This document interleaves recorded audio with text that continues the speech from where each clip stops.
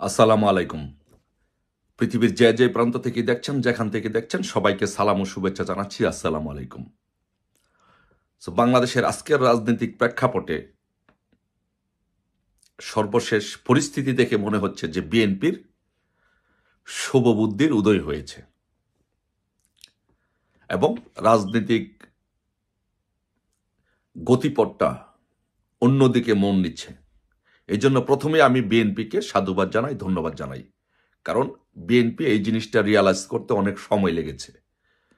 But BNP এটি বুঝেছে সবশেষে যে সুদখোর মহাজন ইউনূস ক্ষমতা দীর্ঘায়িত করতে চান, ক্ষমতায় থাকতে চান এবং বিএনপিকে, বিশেষ করে তারেক রহমানকে মাইনাস করতে চান। বেগম খালেদা জিয়াকে মাইনাস করে নতুন রাজনৈতিক দল করে সেই আগের ফর্মুলা 111-এর মতো -2 করে ওরা ক্ষমতা দীর্ঘায়িত করতে চায়। এই জিনিসটি বিএনপি সবশেষে বুঝেছে এবং জামাত যে বাংলাদেশের রাজনীতিতে একটি সাপ, সেটি বিএনপি বুঝতে পেরেছে। সেই জন্য বিএনপিকে ধন্যবাদ জানাই। আর পার্টিকুলারলি রিজভিকে ধন্যবাদ জানাইতে হয় যে রিজভি সরাসরি বলেছে যে কারা রক কাটে,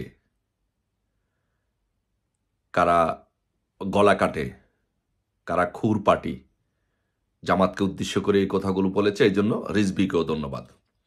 আর সবচেয়ে বড় কথা হচ্ছে যে বাংলাদেশ আওয়ামী লীগের জন্য সবচেয়ে ভালো দিকটা হচ্ছে যে রাজনীতির প্রেক্ষাপটে এখন মনে হচ্ছে রাজনীতিটা মন নিচ্ছে যে আওয়ামী লীগের নেতৃত্বে আবার সেই 111-এর মতো বিএনপি সহ সমমনা রাজনৈতিক দলগুলো গণতন্ত্র উদ্ধারে, গণতন্ত্র পুনরুদ্ধারে একসাথে কাজ করবে, এটি আপাতত মনে হচ্ছে। কারণ এই যে চক্র, এই চক্র শুধু আওয়ামী লীগকে ক্ষমতা থেকে হটানোর জন্য কিন্তু গণভবনে হামলা করে নাই, শেখ হাসিনার উপর বাসভবনে হামলা করে নাই, আওয়ামী লীগের উপরে হামলা করে নাই, আওয়ামী লীগকে উৎখাতের চেষ্টা করে নাই। এই চক্রটিও চেষ্টা করেছে অনেক বড় একটি চক্র, সুদখোর মহাজনের মেটিকুলাস ডিজাইন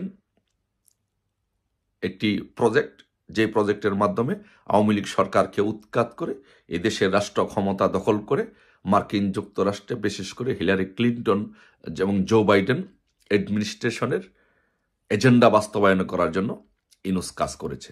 আর সেকেন্ডলি, সে সামাজিক ব্যবসা করার জন্য বিশ্বের বিভিন্ন দেশে হাজার হাজার কোটি টাকা পাচার করার জন্য সেই কাজটি করেছে।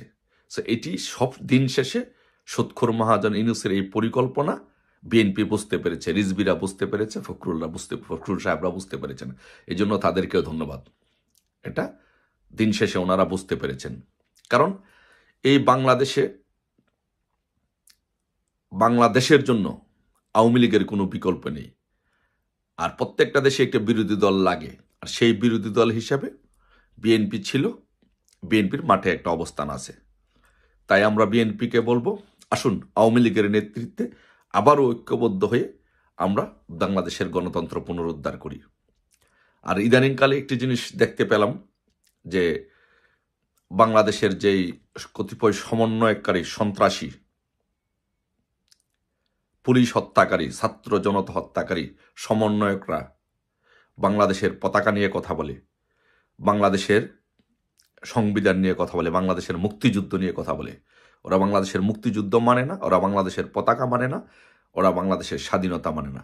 কিন্তু একটা জিনিস লক্ষ্য করবেন যে ওরা কিন্তু আবার সেই পতাকা মাথার মধ্যে দিয়ে শহীদ মিনারে মিটিং মিছিলে যায়। সো আমি তাদেরকে বলবো, হাসনাত, সার্জিস, আসিফ, নাহিদ, মাহফুজদেরকে বলবো যে তোদের মতো কুলাঙ্গার, তোদের মতো বেঈমান, তোদের মতো মুনাফেক এই বাংলাদেশে আর জন্ম হয় নাই। আর তোদের যে বিচার হবে এই বাংলাদেশের মাটিতে, এই বিচার পুরা এমনভাবে তোদের বিচার হবে, তারা বিশ্ববাসী দেখবে। তোদের যদি ন্যূনতম পরিমাণ লজ্জা থাকতো, আসিফ, নাহিদ, সার্জিস, হাসনাত, তাহলে তোরা বাংলাদেশের স্বাধীনতা বিশ্বাস না করে, ৭১-কে বিশ্বাস না করে, মুক্তিযুদ্ধকে বিশ্বাস না করে, বঙ্গবন্ধুকে বিশ্বাস না করে, তারা কিভাবে মাথার মধ্যে সেই পতাকা লাগিয়ে তারা শহীদ মিনারে যাস? তাদের ন্যূনতম পরিমাণ লজ্জা তাদের নেই। তারা হচ্ছে যে পাকিস্তানের যে রেখে যাওয়া 71 সালে পাকিস্তানের তো 71 সালে আমাদের মা বোনদের দর্শন করেছে। আর তোদের মনে হয় যে তোদের দাদিদেরকে সাথে থেকে যেই বীজটা রেখে দিয়ে গেছে সেই যারর সন্তান হচ্ছস তোরা। আর যেই জন্য তোরা পাকিস্তানের মায়া, পাকিস্তানের মমতা, পাকিস্তানের অখণ্ডতা তোরা বলতে পারিস না। বাট তোদের স্থান বাংলাদেশে একজন মুক্তিযোদ্ধা বেঁচে থাকতে, একজন মুক্তিযোদ্ধার আদর্শিক সন্তান বেঁচে থাকতে তোদের সেই খায়েশ কখনো পূরণ হবে না। আর আরেকজন পিনাকি, আমাদের নেত্রী বঙ্গবন্ধু কন্যা মাননীয় প্রধানমন্ত্রী শেখ হাসিনার সহ আওয়ামী লীগকে নিয়ে বঙ্গবন্ধুকে সে সহ্য করতে পারে না, অশ্রাব্য ভাষায় গালাগালি করে। তাকে শুধু বলবো যে তুমি যদি পাকিস্তানের বংশধর হয়ে থাকো, 1971 সালে যদি পাকিস্তানের সেনাবাহিনী আমাদের যেই ইজ্জত লুণ্ঠন করেছিল, সেই ইজ্জত লুণ্ঠন করার ফলে দু একজন সন্ততির জন্ম এই দেশে হয়েছে। আর সেই সন্তান যদি তোমরা হয়ে থাকো তাহলে তোমাদের পাকিস্তানের প্রতি মায়া থাকবে। বাট আমরা কিন্তু একদম পাকিস্তান করে দিব, আমরা একদম পাকিস্তান করে দিব, যখন ধরবো একদম পাকিস্তান করে দিব। এই বাংলাদেশে কোনো রাজাকারের, এই বাংলাদেশে কোনো পাকিস্তানের বংশধরের ঠাঁই হবে না। এই বাংলাদেশ মুক্তিযুদ্ধের বাংলাদেশ। এই বাংলাদেশের সকল মুক্তিযুদ্ধের সপক্ষের শক্তিগুলো আবার ঐক্যবদ্ধ হচ্ছে। গতকালকে সিপিবি সমাবেশ করেছে, বাম দলগুলো আস্তে আস্তে কথা বলা শুরু করেছে, জাতীয় পার্টি কথা বলা শুরু করেছে, ইসলামিক দু একটি দল কথা বলা শুরু করেছে।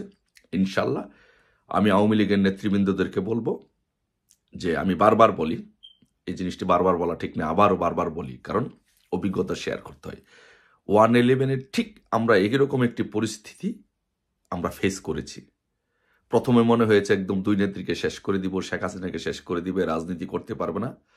কিন্তু আমরা দৃঢ় ছিলাম, প্রতিজ্ঞ ছিলাম যে আসলে কিছুই করতে পারবে না। এই দেশের জনগণ, বাংলাদেশ আওয়ামী লীগ, ছাত্রলীগ, যুবলীগ, স্বেচ্ছাসেবক লীগ, কিশোর লীগ এরা যখন জেগে ওঠে তখন সকল অপশক্তি পালিয়ে যায়। এইবারও যে অবস্থাটি হয়েছে, যে মনে হচ্ছে যেন আমরা সব কিছু, বাংলাদেশ মুক্তিযুদ্ধের নাম নিশানা সব কিছু ধ্বংস করে দিবে, আসলে কিছুই করতে পারবে না। এই তো শুরু হয়ে গেছে। বিএনপি কিন্তু অলরেডি আওয়ামী লীগের সাথে ঐক্য করার জন্য ওদের প্রসেস কিন্তু শুরু করে দিয়েছে এবং আলাপ আলোচনা শুরু করে দিয়েছে। তাই আবারও আওয়ামী লীগের নেতৃত্বে বাংলাদেশে বিশাল এক ঐক্য হচ্ছে মুক্তিযুদ্ধের সপক্ষে রক্তে। এই ইনুস গংরা বাংলাদেশ থেকে ভেসে যাবে, পালিয়ে যাবে। আবার সেই 111-এর মতো ইনশাল্লাহ বাংলাদেশের প্রধানমন্ত্রী হবে বঙ্গবন্ধু কন্যা শেখ হাসিনা।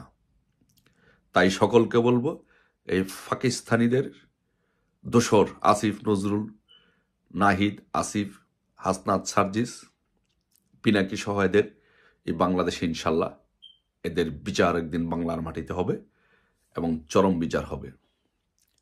বাংলাদেশের প্রধানমন্ত্রী হবে বঙ্গবন্ধু কন্যা শেখ হাসিনা। সবাই ভালো থাকবেন। ইস্পাত কঠিন, দৃঢ়, ঐক্যবদ্ধ নেতৃত্বের মাধ্যমে ইনশাল্লাহ এই বাংলাদেশ থেকে সকল অপশক্তির বিদায় হবে। আমাদের বিজয়ের ঐক্য শুরু হয়ে গিয়েছে। ধন্যবাদ সবাইকে। জয় বাংলা, জয় বঙ্গবন্ধু।